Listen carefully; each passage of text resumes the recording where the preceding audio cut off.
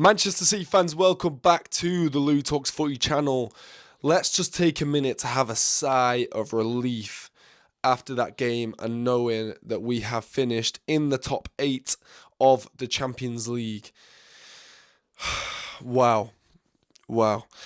Luckily, Benfica absolutely did us the biggest favour we could have possibly asked for and scored a last kick of the game, last minute header from their keeper to keep Manchester City away from those playoffs, those dreaded playoffs that nobody wanted to happen. You know, extra games, extra minutes, extra stress when we are currently, fighting, hanging on in this title race somewhat. Like I say, I tapped out at Brighton. After the Brighton result, I tapped out and said Manchester City aren't going to win the league. But Arsenal have just kept that door slightly ajar. Every time City have dropped points, they've just kept it slightly open, keeping our hopes alive. And my hopes are still alive. I think we're still alive and kicking in this title race. But listen, it was a good game from City. I think there's definitely some positives to be taken from it. Jeremy Doku looked amazing, before he had to come off. Obviously, he's picked up a little knock. I don't think he's going to be available for the Spurs game. He's picked up a little calf injury, I think it is. And it appears to be a reoccurring injury. Obviously, he was out recently and has just come back. So I think it's a reoccurring injury. Is he becoming a little bit injury prone? He might be.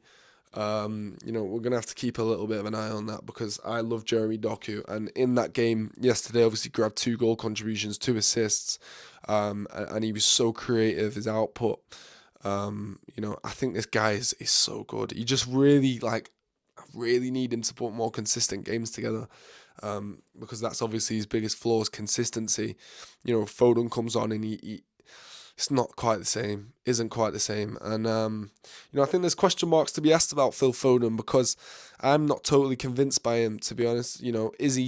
How long do we take this from Phil Foden where he's just so average, so, even average, I think, is a stretch at this point. And I know it's harsh. I know he's an academy product. I know he's a Stockport lad. But at the end of the day, in this City team, you can't be putting in average performances, again, but average performances week in, week out. And every time he comes on the pitch, he's more or less ineffective.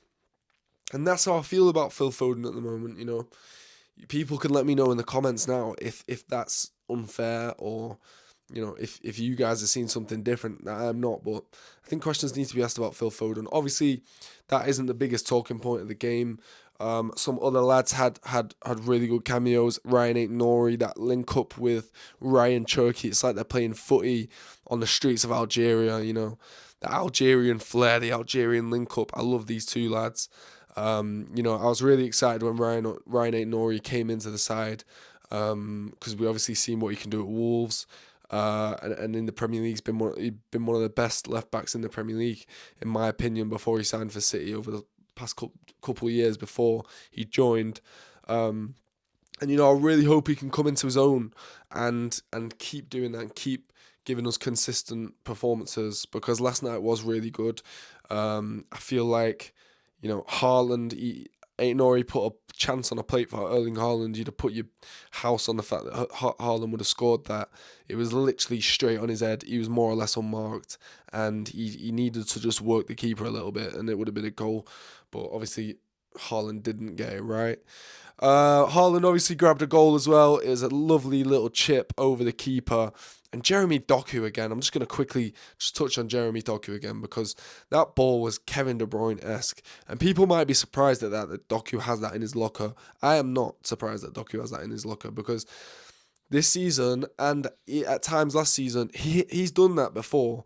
And maybe it's not resulted in a goal. But Jeremy Doku has that in his locker, the perfectly weighted pass. If Kevin De Bruyne did that, everyone would be raving about it. And it was a lovely little ball. And Haaland slots it away. So listen, Haaland, it looks like he's been thawed out a little bit after that Bodo game because he was frozen. in he's been frozen in the last couple of weeks, and he's been ineffective, much like Phil Foden. Obviously, he didn't. He came on against Wolves and was ineffective. Pep Guardiola dropped him, which I think was the right decision. So yeah, it was little bit of a new formation as well that Pep was trying out there. It was a little bit 4-4-2. So is Pep, changing up a little bit, adapting? We tend to see this in January where Pep kind of switches things up a little bit, catches people off guard. And I'm excited to see how this kind of works. Marmoush and Haaland were playing in a kind of two. Maybe he's gonna try and play Semenyo like slightly behind Haaland or as like a front two. We'll have to keep an eye on that. See what happens with that. But listen, at the end of the day, we grabbed the win, which is the main thing. I think a lot of people were going into this game slightly worried. Galatasaray could definitely cause us problems on their day. But Manchester City managed to get into that top 8, which is the the safe haven. And now we're through to the round of 16, which is really exciting. I always love this stage of the Champions League. Obviously, knockout rounds is just amazing. And this is a time now, it's a very special moment. It's a very special time in football where, as football fans, we can just sit here and just dream for a bit. We can, as a Man City fan, I'm sat here and I'm just dreaming that, we're going to get to that Champions League final and get that trophy back. That'd be amazing. Winning that Champions League for the first time was just the most amazing feeling. Such jubilation. So listen, I feel like I'm dreaming a little bit. But then, I wake up when I look at the run-in where we might have to that final. I think the most likely run-in is Madrid in the quarters. Sorry, round of 16. I think it's Bayern or Arsenal in the quarters. I can't remember who the semis is. The semis is Barca, is most likely, and then the final is Arsenal, most likely. So listen, if we manage to get to that final, it would be a hell of a road. And obviously the final would be absolutely massive. But listen, I'm not going to get too ahead of myself, even though it sounds like I am, because we've got a lot to do. We've got to focus on the league. We've got Tottenham away coming up on Sunday. And we know how tough going away to Tottenham is, regardless of form. That's been a horrible, horrible place to go in recent memory. So I'm hoping City are going to go to Tottenham and grab a result. I'll do a preview for that likely tomorrow. And yeah, but I think we can take positives from that, definitely from that game against Galatasaray last night. There was things. Hopefully, I don't want to get ahead of myself too much, but maybe things are looking up a little bit for Man City. I'm so excited for these next couple of rounds in the Champions League. It's always a great time when you're into the knockout stages. So listen, get your thoughts in the comment section down below on that game yesterday.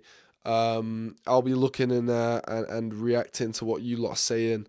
Let me know who you think played well, who might have had a little bit of an off game or whatever. I'll be looking in there and replying. If you haven't already, please hit that subscribe button. That would massively, massively, massively help me out. Boost the channel. And I would be greatly appreciative of that if you guys could do that. So I will see you tomorrow for a preview for the Tottenham game. Nice one, lads. See you lot in a bit.